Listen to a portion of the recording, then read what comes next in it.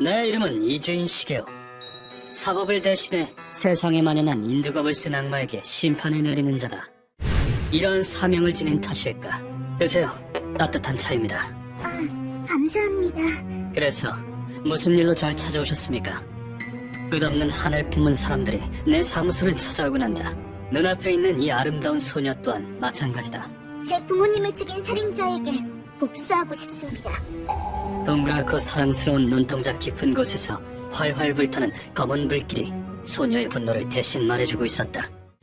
의뢰인의 이름은 이즈미 마코토, 어느 차상가 집안의 딸이었다. 엄마, 아빠 잘 잤어? 잘 잤니? 오늘도 예쁘구나 우리 딸. 얼른 세수하고 학교 갈 준비해. 그러다 지각한다. 의뢰인은 고작 17의 고등학생이었다.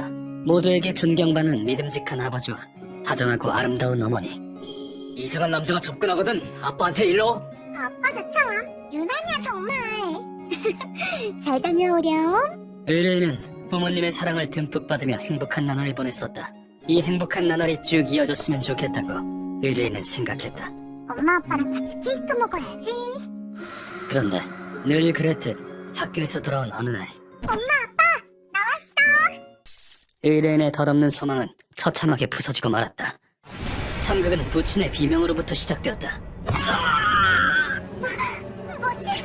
생전 처음 듣는 부친의 비명. 의뢰인은 다급히 목소리가 들린 방향으로 달려갔다. 그리고 부친의 서재 문을 연 순간 의뢰인은 그곳에서 외팔의 남자가 부친의 칼로 깊숙이 찌르는 광경을 목격했다. 부친은 치명상을 입고도 필사적으로 목소리를 쥐어짜냈다. 마코토, 도망쳐! 잘 가시길. 부친은 죽음을 눈앞에 둔 순간에도 사랑하는 딸을 살리고자 한 것이다.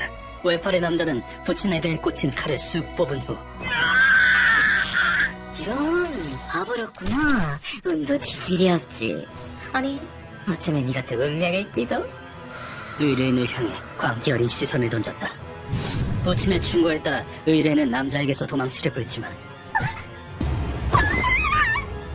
안쪽에서 이미 피투성이가 되어 쓰러진 모친을 보고 자기도 모르게 걸음을 멈추었다. 그 광경을 본 외팔의 남자가 악마 같은 미소를 띄었다. 걱정 마. 저 세상으로 가면 엄마 아빠를 다시 만날 수 있으니까. 남자는 아무런 기척도 없이 어느새 의뢰인의 바로 옆에 서 있었다. 잠시 후 남자가 의뢰인의 칼로 베었다. 너희 내장은 어떻게 생겼니? 보여줘. 불에 지져지는 듯한 고통이 가슴에서 옆구리까지 이어졌고 의뢰인은 까무르고 의식을 잃었다. 꼼짝없이 과다출혈로 사망해도 이상하지 않을 상처였지만 사장님! 사모님! 마코토 아가씨! 맙소사! 이렇게 끔찍할 수가! 남자가 떠나자마자 부친의 주치의가 의뢰인의 집을 방문했다. 아직 살아계셔! 가족 중에서 유일하게 의뢰인만 숨이 붙어있는 상태였다. 습격자의 일처리는 완벽했지만 아직 희망의 불씨는 남아있었다. 아가씨는 사장님과 같은 혈액형이야. 반드시 살려야지. 구급대가 때까지 버티는 거야. 의사는 수혈팩을 갖고 있었다. 혈액 질환을 앓고 있는 부친이 자택에서 종종 수혈을 받곤 했던 것이다. 그로부터 사흘 뒤 의뢰인은 기적적으로 목숨을 건졌다. 여기는 아가씨, 다행입니다. 정말 다행입니다. 의뢰인이 눈을 떴을 때 의사는 소녀의 손을 꼭 잡고 눈물을 흘리고 있었다고. 의뢰인을 살린 건 의사의 기집뿐만이 아니었다. 이 펜던트가 상처를 경감시킨 것 같습니다. 이건 그건 의뢰인이 15살 때 부모님에게 생일 선물로 받은 자수정 목걸이였다. 부모님의 사랑이 마지막까지 딸을 지킨 것이다.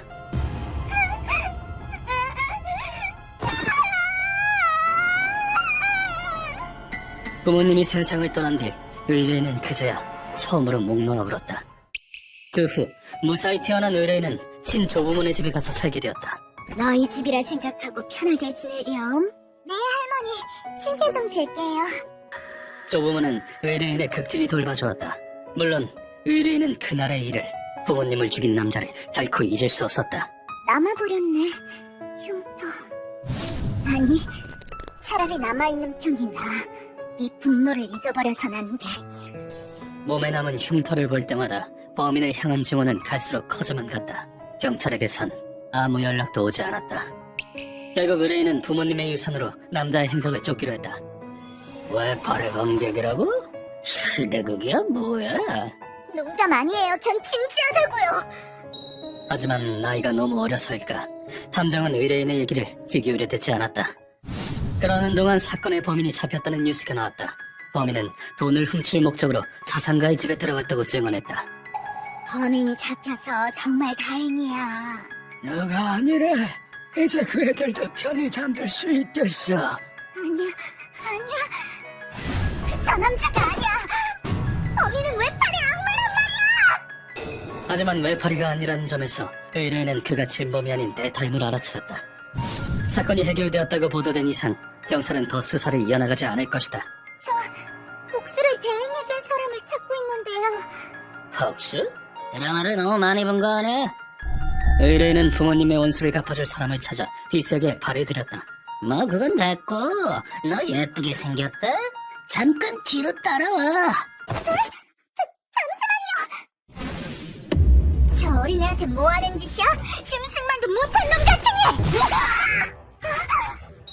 위기에 빠진 의뢰인을 구해준 사람은 요야만 자트의 호스티스였다. 예, 가벼운 마음으로 뒷세계에 발들이면 큰 코 다쳐. 가벼운 마음이 아니에요. 복수할 수만 있다면 전 어떻게든 상관없어요. 의뢰인은 호스티스에게 사정을 설명했다. 그 남자가 엄마 아빠를 죽였어요. 그 놈만큼은 절대 용서 못해요. 그래, 눈을 보니 알겠어. 넌 진실을 말하고 있구나. 그럼 내가 딱 맞는 사람을 소개해줄게. 의뢰인은 그 호스티스의 소개로 내 사무소에 찾아온 것이었다. 그때였다. 의뢰인은 입고 있던 블라우스의 단추를 풀었다.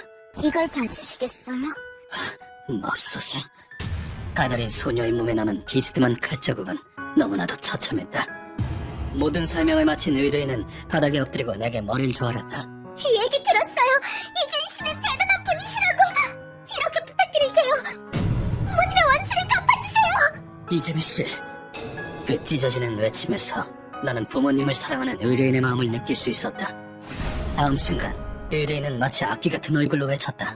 엄마 아빠는 절 누구보다 사랑해줬어요. 웨딩드레스 입은 모습 꼭 보여주겠다고 약속까지 했었는데 우리가 뭘 잘못했죠? 왜 모든 걸 빼앗겨야 하죠? 제발 그 남자를 죽여주세요. 그 통곡에는 억울하게 가족을 빼앗긴 것에 대한 한탄과 범인을 향한 타오르는 증오가 담겨 있었다. 나도 가족을 참살당한 경험이 있었다. 의뢰인에게 날 소개한 엠마도 마찬가지였다. 알겠습니다. 의뢰를 받아들이겠습니다. 감사합니다. 전 엄마 아빠랑 함께 살고 싶었어요. 이 가녀린 소녀의 손을 나는 도저히 뿌리칠 수 없었다. 가족을 빼앗긴 고통을 뼈저리게 알고 있기에. 욕망의 눈이 멀어 죄 없는 가족을 끔찍하게 살해한 죄. 그렇다면 바로 나 이주인이 뼈만 남을 때까지 살을 깎아내주지. 네 놈이 저지른 죄의 무게를 진정한 고문이란 무엇인지 가르쳐주마. 사건의 실마리에 잡기 위해 나는 곧장 정보상을 만났다. 이지미 사장 습격 사건이라면 잘 알지. 뒷세계에서 워낙 유명했으니까. 그렇다면 실행범과 배후에 있는 진범이 누군지도 알고 있겠군. 내가 묻자 정보상은 대담한 미소를 지으며 대답했다. 의뢰인의 가족을 습격한 범인은 외팔의 쿠미나토라는 암살자. 역시 이 남자였군. 쿠미나토는 암살자이면서 동시에 라이징이랑 한글에 소속돼 있어. 쓰레기 수불에 쓰레기가 섞여 들어갔다 이거군. 그리고 배후에 있는 인물은 바바 건재공업의 사장 바바였다. 바바 건재공업은 피해자와 경쟁관계였어. 이즈미 사장을 암살해서 업계를 장악하려 한 거겠지. 경쟁사의 사장을 없애고 그 틈을 타 점유율을 빼앗을 속셈이로군. 욕망의 눈이 먼 돼지 같으니 용서할 수 없어. 원래 표적은 이즈미 사장 한 명뿐이었지만 코미나토는 쾌락살인마이기도 해. 암살 현장에서 흥분해서 폭주한 거겠지. 그런 가짜는 이유로 그 아이는 부모를 잃고 몸에는 영영 지워지지 않는 흉터가 남게 된 건가? 짐승만도 못한 놈 절대 쉽게 죽이지 않겠다. 우선 고다이에게서 알아낸 정보를 토대로 우린 바바의 신병을 확보로 나섰다. 여기죠? 바바가 참석하는 회의가 열리는 곳이. 쓰레기들을 모아놓고 회의는 무슨 놈의 회의? 건물 안에 있는 놈들은 하나같이 질나빠 보이는 녀석들 뿐. 뭐 바바가 누굴 만나건 나랑은 상관없다. 누구냐? 우리가 누구냐고? 염라대왕의 사자다. 지옥 그 이상의 지옥을 상상하러 왔답니다. 우리가 할 일은 변함이 없다. 저항하는 자는 무력화시키면 그만이다. 그러자 바바 옆에 있던 깡패들이 움직이기 시작했다. 돈으로 고용된 경원인 듯했다. 뭘 멀뚱멀뚱했냐? 얼른 저놈을 죽이지 않고! 염라대왕의 사자라고? 그럼 도로 지옥으로 보내주지. 리더로 보이는 남자의 지시에 따라 깡패들이 우리를 향해 달려들었다. 물론 날 방해하는 놈에게 자비란 없다. 범죄 조직에 이용당하다 버려지는 삶이라 하찮기 그지없군. 고자키. 나 루카는 수십 개 적들을 격퇴했다. 깡패들을 해치우고 있자니 바바가 벼랑간 언성을 높였다. 이보게, 자네들이 그러고도 경원인가? 돈을 받았으면 밥값을 해야 할 거라냐? 알았다고. 해칠 때니까 소리 좀 지르지 마. 바바의 호통에 리더가 앞으로 나왔다. 놈은 나기나타라는 일본의 옛 병장기를 손에 들었다. 이놈은 이 나기나타의 아버지님께서 없애주마. 나기나타라네. 상당히 보기 드문 무기를 사용하는군. 그럼 난 이 모자거리로 상대해주지. 흔치 않은 기회인 만큼 연습삼아 놈과 겨뤄보기로 했다. 모자거리? 지금 나랑 장난하냐? 뭐 문제 있나? 내 딴에는 그 잘난 무게에 맞춰주려고 한 건데 말이지. 나는 일부러 상대와 똑같은 자세를 취했다. 내 도발에 상대의 얼굴은 금세 불그락불그락해졌다. 이 몸은 나기나타 3단이다. 사는 것도 정도가 있지. 머리통을 쪼개주마. 단련은 좀 했나 본다. 놈은 나기나타를 번쩍 들어올리곤 나를 향해 힘껏 내리쳤다. 하지만 분노에 잠식당한 무식한 공격 따위에 공격이 너무 단순해. 순순히 맞아줄 내가 아니다. 이 공격을 막아내다니. 놈이 휘두른 무기는 내 모자거리에 튕겨져 나가 엉뚱한 방향으로 날아갔다. 흥분한 아버지는 나기나타를 잇따라 휘둘렀다. 웃기지 마라! 공격이 어설프기 짝이었군. 나기나타의 아와우돌이라는 이름은 허세에 불과했나? 내 이름은 나와붙이라! 하지만 당황한 탓에 놈의 공격은 상반신에만 머물러 있었다. 이렇게 실력이 엉망이어서야 무기가 그럴 지경이다. 나기나타는 원거리에서 상중하담에 노릴 수 있다는 게 장점이건만. 정강이 치기! 예컨대 이런 식으로 활용할 수 있다. 놈은 정강이가 부러져 자세를 흐트러뜨렸다. 그럼 다음으로 노릴 곳은 손목치기! 확실히 부러졌군.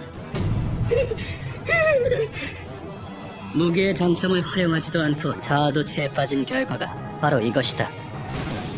그리고 놈을 쓰러뜨릴 마지막 기술은 당연히 상대가 손목이나 정강이에 정신이 팔리게 되면 머린 무방비 상태가 되지. 기가 차서 말도 안 나올 지경이다. 나기나타의 아부치란 이름은 반납하는 게 좋을성 싶다. 이리하여 순식간에 방해꾼을 모두 처리했다. 아버지, 지금 뭐 하는 건가? 나를 지켜야! 잠깐 숨 좀 쉬지 말아주실래요? 냄새 나거든요. 이리하여 우린 바바의 신병을 확보하는 데 성공했다. 그 후 우리는 바바를 고문실로 옮겼다.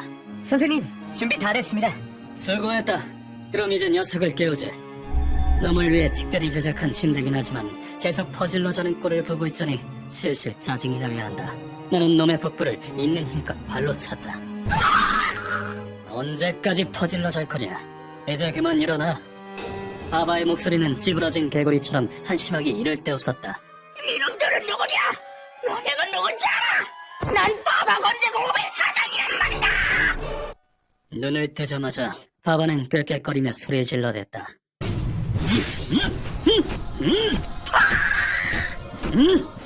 시끄러워라. 일단 본인의 처지를 알 수 있게끔 이를 몽땅 부러뜨려 놓기로 했다. 넌 경쟁사의 사정을 제거할 목적으로 암살자를 보내 소녀의 부모를 살해했다. 소녀라니, 이즈미의 딸 말인가? 그 아이는 몸과 마음에 영영 지워지지 않는 상처를 입고 지옥을 떠돌고 있다. 그 아이와 이즈미 부부에게 죄송스럽지도 않나? 죄인에게 반성의 여부를 묻는다. 이것이 나의 신조다. 하지만 이와 같은 인간 쓰레기들은 자신의 죄를 뉘우치지 않기 마련이다. 그녀는 당신을 죽어줬어! 후발주자 주제에 감히 내 회사를 엎질렀단 말이다! 그리고 내가 죽여야지 장관 이름이 한 명뿐이야. 부인과 딸이 나랑 무슨 상관인가? 놈은 아무렇지도 않게 자신의 행동을 정당화했다. 피해를 입은 모녀에 대해서도 전혀 책임을 느끼지 않았다. 자신이 저지른 악행을 인정하지조차 않는다니 이놈은 이제 인간도 아니다. 그렇다면 피해자들의 고통을 네 몸에 똑똑히 새겨주도록 하지. 루카와 네, 선생님. 저런 놈은 숨 쉴 자격도 없어요. 네 놈의 지옥 같은 고통으로서 갚아야 할 것이다. 나는 루카에게 건네받은 전극을 바바에게 가져다 댔다. 온몸의 근육이 팽팽해지게 해주지. 건강에는 전혀 도움이 안 되겠지만요. 그 순간 파란 빛깔의 전기가 바바와 침대에 흐르고 삐따가운 절규가 방 안에 울려 퍼졌다. 이건 군사정권하의 칠레에서 시행됐던 할리아라는 고문이다. 방법은 보는 대로와 같다. 제인의 옷을 벗겨 뼈대만 있는 침대에 묶은 다음 전기 충격을 가한다. 할리아는 원래 제인이 입을 열 때까지 전기를 가하지만 나는 다르다. 왜 그래? 엉덩이에 불이라도 났나? 우선 침대를 뜨겁게 달고 제인의 등을 석쇠에 익히듯이 고문한다. 그러다 어느 정도 전기 충격을 가하고 나면 어때? 열로 녹인 은으로 샤워하는 기분이 제인을 시키기엔 아주 안성맞춤이지. 침대 위에 설치된 스프링쿨러가 작동하면서 안에 들어있던 은이 녹아내려 밑으로 쏟아지게 된다. 전기 고문에 불고문까지 더해준다면 제 아무리 튼튼한 사내라 한들 버틸 재간이 없을 것이다. 제가 잘못했습니다. 제발 그만 살려주십시오. 아니나 다를까 바바는 얼마 못 그 항복을 외쳤다. 네가 의뢰한 암살자 코미나토의 정보를 말해라. 말하겠습니다. 제발 살려주세요. 라이징이란 한군의 조직이 암살을 의뢰했더니 그 사람을 소개시켜줬습니다. 어떤 검술류파의 청점에 올랐다던데 자세한 정보는 제게도 알려주지 않았습니다. 야, 그래. 어쨌든 내가 생각을 해봤는데 넌 끔찍하게 고통받다 죽는 게 맞는 것 같아. 아니 왜? 왜냐고? 눈에 까신 놈은 죽어도 싸니까. 너도 그래서 이지미 씨를 죽였잖아? 그 비극을 배후에서 조종한 인간 쓰레기에게 자비 따윈 필요 없다. 계속해서 전기 충격을 준 결과 바바는 겉은 은으로 뒤덮이고 속은 까맣게 타서 숨이 끊어졌다. 스프링쿨러 상태가 별로 안 좋아 보이지? 네, 다음부턴 모터를 튼튼한 걸로 달아야겠어요. 역시 고문을 발전시키는 일은 쉽지 않다. 앞으로 더 노력해야겠다. 이렇게 이번 사건의 배우는 처리했지만 아직 의뢰는 끝나지 않았다. 레퍼레 코미나토. 이놈은 숨 쉴 자격도 없어. 절대 놓치지 않겠다. 죄 없는 일가족이 겪었던 아픔과 고통 몇 조배로 쳐서 돌려줄 테다.